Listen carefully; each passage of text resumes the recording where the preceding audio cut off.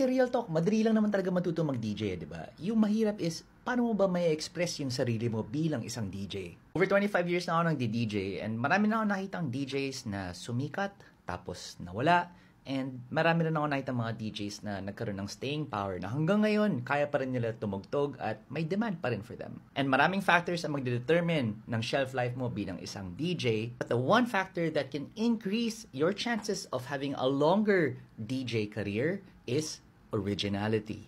Ibig sabihin, kakaiba ka ba? Mahirap bang gayahin yung style mo, whether that's your style of mixing or your style of performing? If you can figure this out, you increase your chances of having a longer DJ career. Kung may original style of performing ka, mahirap siyang gayahin or walang ibang nagbabalak na gayahin ka, that makes you stand out, and also it's easier for people to remember you, to recognize you, and pati yung mga event organizers, mas magiging top of mind ka pagdating sa mga bookings.